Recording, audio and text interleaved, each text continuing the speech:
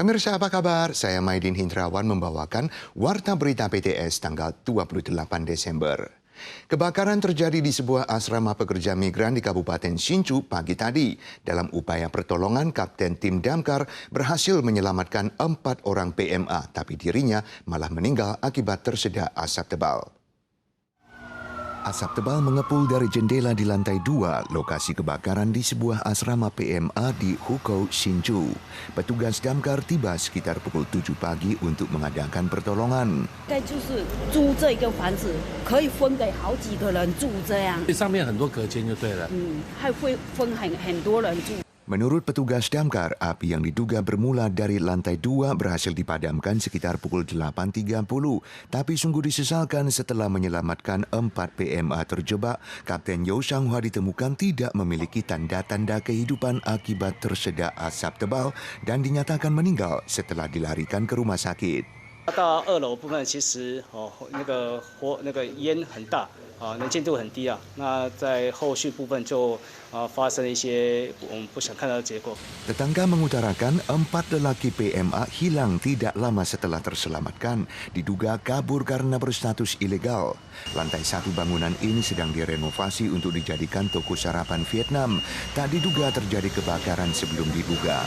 Penyebab kebakaran dan klarifikasi pertanggungjawaban sedang diselidiki oleh pihak kejaksaan dan penyelidik kebakaran.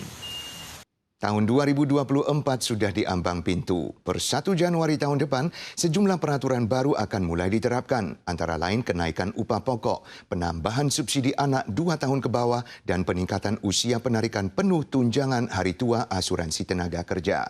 Selain itu, mengantisipasi penyesuaian upah pokok, lebih dari 8 juta orang harus membayar tambahan $17-33 pada premi Askes setiap bulan. Menjelang akhir tahun dan menyambut tahun 2024, sejumlah peraturan baru akan diterapkan mulai tahun depan, termasuk kenaikan upah pokok. Gaji bulanan akan ditingkatkan dari $26.400 menjadi $27.470. Upah per jam akan dinaikkan dari $176 menjadi $183. 现在物价就是涨得比薪资调涨得还要快，就是还要多，所以不觉得这小幅的成长是有对基本的劳工有什么太大的帮助。 Selain itu, usia penarikan penuh tunjangan hari tua asuransi tenaga kerja juga telah dinaikkan dari 63 menjadi 64 tahun.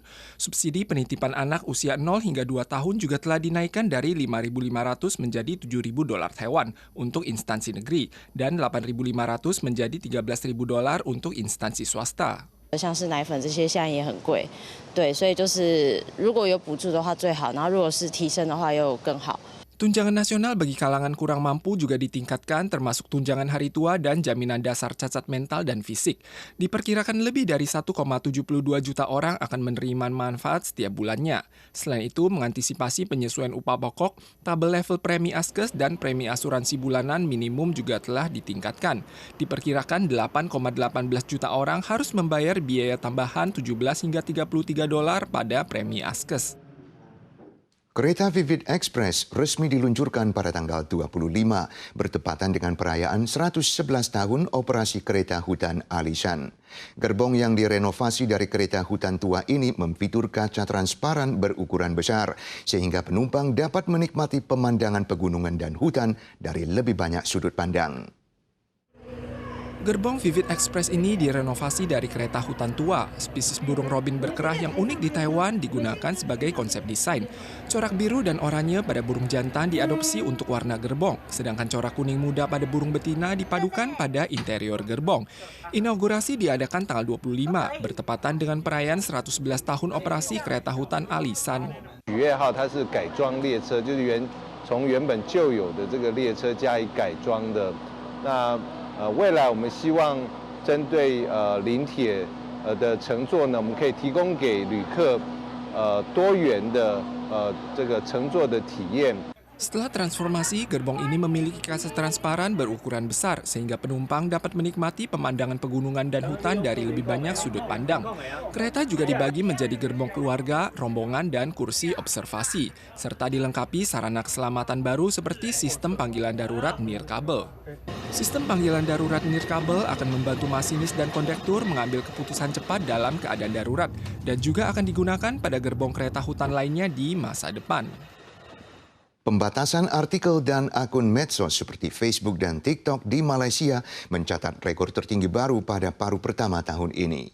Di antaranya, jumlah konten yang mengalami pembatasan atau dihapuskan adalah tertinggi sejak perhitungan dimulai pada 2017. Pergolakan politik beberapa tahun terakhir di Malaysia ditambah dengan diraihnya kekuasaan oleh Perdana Menteri Anwar Ibrahim dari kubu reformis memicu kecemasan warga terhadap kebebasan bersuara. Menurut laporan transparansi informasi yang dirilis perusahaan induk Facebook, Meta, baru-baru ini, mereka membatasi sekitar 3.100 artikel dan halaman oleh pengguna di Malaysia pada paruh pertama tahun ini saja. Jumlah ini 6 kali lebih tinggi dibandingkan paruh kedua tahun lalu. Juga merupakan statistik tertinggi sejak perhitungan dimulai tahun 2017.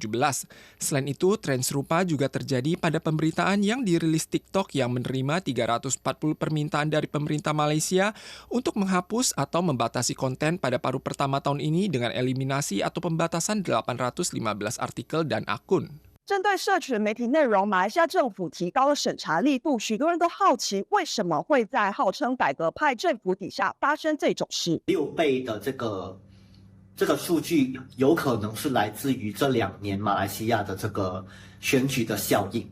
Komisi Komunikasi dan Multimedia Malaysia merilis pemberitahuan yang mengklarifikasi bahwa screening konten ini bertujuan untuk melindungi pengguna dari bahaya dan bukan membungkam semua opini.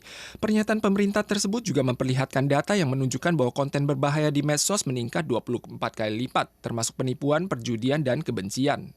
维护国家安全的方式其实有很多，像是媒体或自媒体公司，其实他们内部本身就已经有一个所谓的审查机制。 Pakar menilai jika ada aktivitas ilegal seperti perjudian atau penipuan, pemerintah dapat meminta platform tersebut untuk menghapus konten bersangkutan dengan menyertakan bukti yang cukup. Namun pakar juga mengungkapkan kecemasannya. 在马来西亚的这一个环境里面，更着重或者担忧的其实是像种族、宗教或者皇室的课题。就是很多时候我们会把这个课题纳入为可能是仇恨言论，或者是影响国家安全秩序等等。可是重点是在谁去审核。 并且有权利把它拿下。 Bagaimana cara menghilangkan kebencian yang beredar online sekaligus menjamin kebebasan berpendapat? Pakar menilai, setiap negara harus memiliki standar screening yang konsisten pada medsos. Pemerintah juga dapat membentuk komite screening media pihak ketiga untuk pengawasan yang efektif. Pemirsa sekalian, sekian warta berita dari PTS. Kita jumpa lagi di lain kesempatan.